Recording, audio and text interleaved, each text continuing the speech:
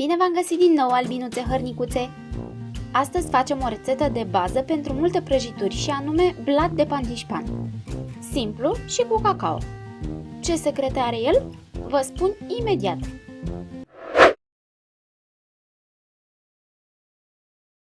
Ingrediente: 300 de grame de ouă mărimea M, aproximativ 6 bucăți, 190 de grame făină 3 nule, 190 de grame de zahăr, esență de vanilie, o lingură zeamă de lămâie sau o linguriță de oțet, 3-4 grame praf de copt și 20 de grame de cacao.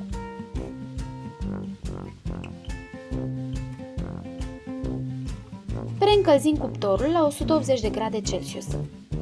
Mai întâi ne pregătim forma.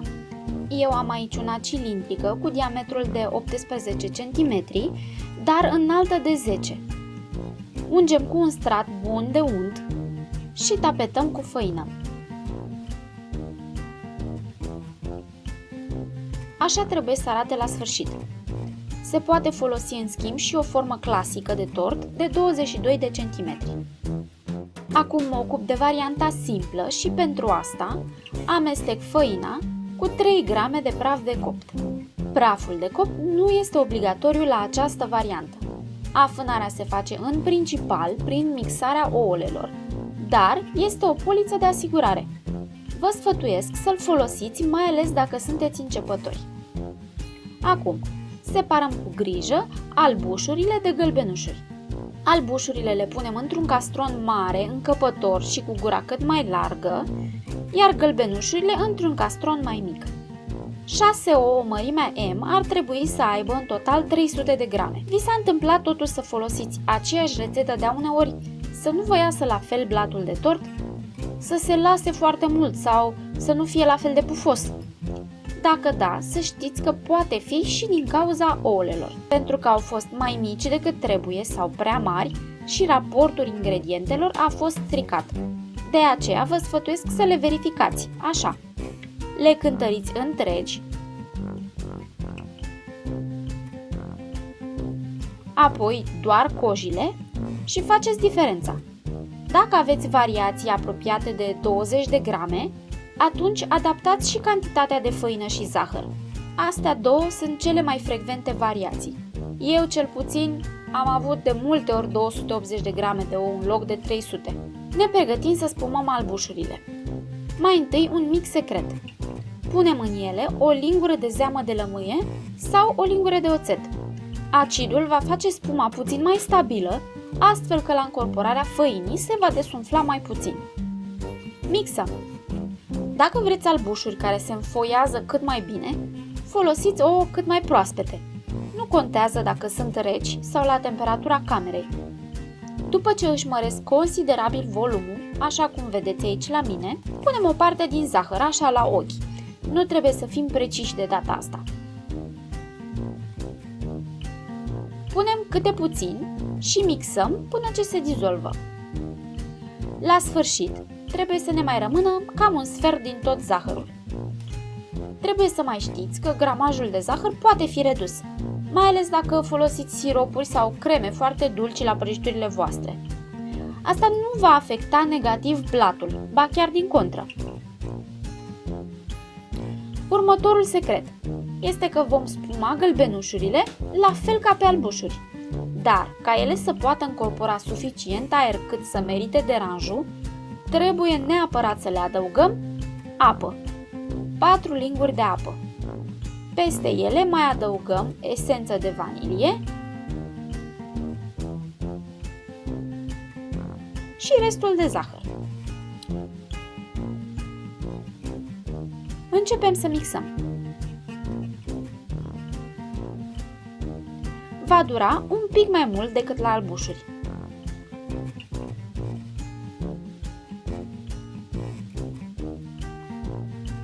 Trebuie să obținem o spumă consistentă care să formeze panglici în castron. Așa.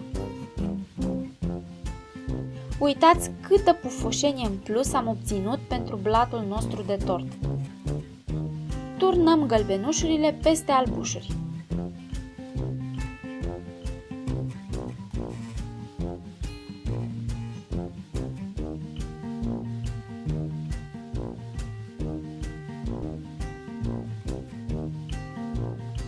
nu le amestecăm, folosind o strecurătoare, cernem și un strat de făină deasupra.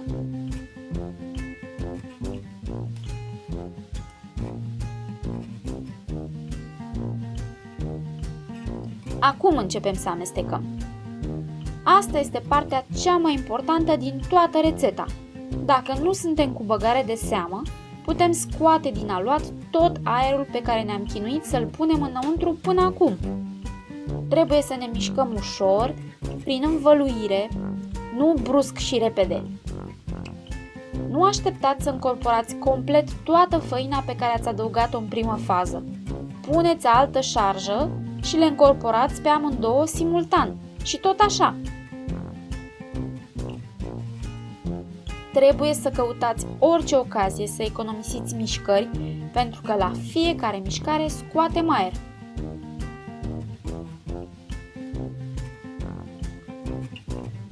Deși amestecarea se face lent, nu trebuie să dureze mult, maxim 5 minute.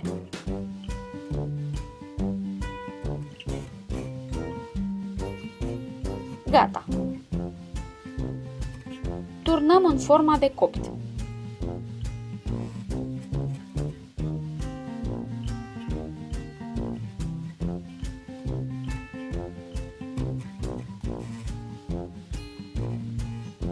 Dăm la cuptor la 180 de grade Celsius pentru 40-45 de minute sau până când scobitoarea introdusă în centru iese curată. Tada! Este foarte important de știut că e normal ca blatul de tort să se desprindă ușor de pereții formei și să se lase puțin după ce este scos din cuptor. Asta se întâmplă deoarece aluaturile pe bază de ou spumat au pereții elastici și se contractă în timp ce se răcesc. Dar nu trebuie să fie o scădere dramatică de volum. Asta ar însemna alte probleme, spre exemplu că proporția de ou-făină nu este corectă.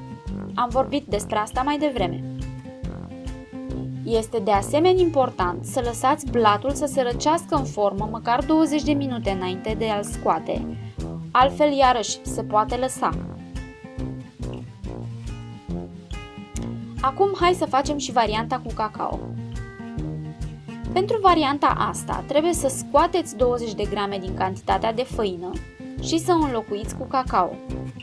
Omogenizați bine. Nu puneți cacao peste cantitatea normală de făină, pentru că blatul va ieși mai bătut.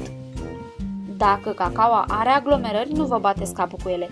Oricum o veți cerne deasupra aluatului.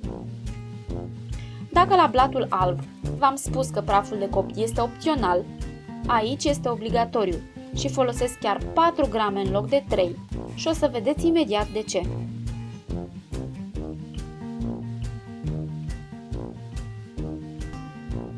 Restul rețetei va fi identică. La amestecare procedăm la fel. Cernem făina și o încorporăm prin învăluire, cu mișcări lente, dar puține. Problema este că aici cacaoa nu se omogenizează cu una cu două. Suntem pur și simplu obligați să amestecăm mai mult decât la blatul alb, doar pentru a uniformiza culoarea.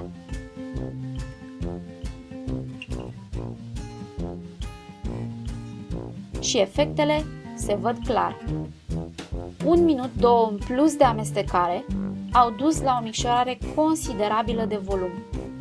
Și mai bine o să se vadă diferența în formă.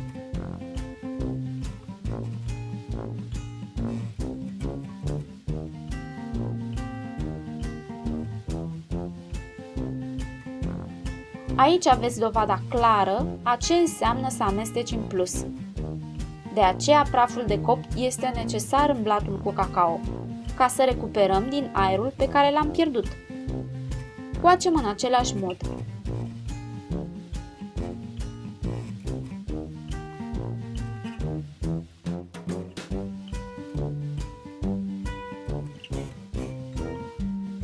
Le pot pune împreună ca să vedeți mai bine diferența dintre cele două.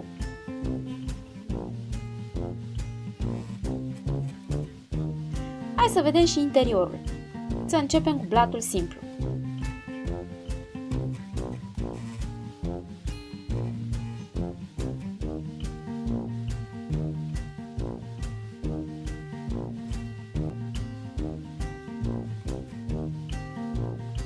Așa arată miezul.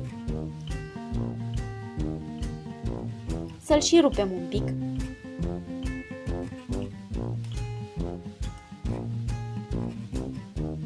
Cam așa arată.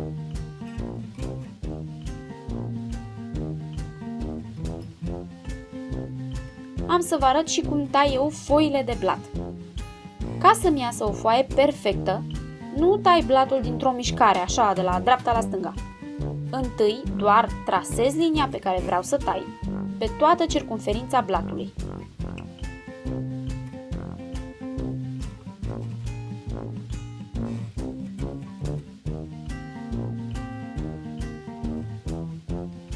Apoi tai, dar din aproape în aproape, circular, până ajung la centru.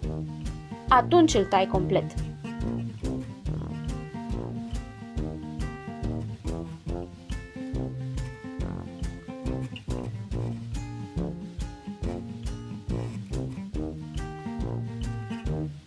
Și așa obțin o felie perfectă.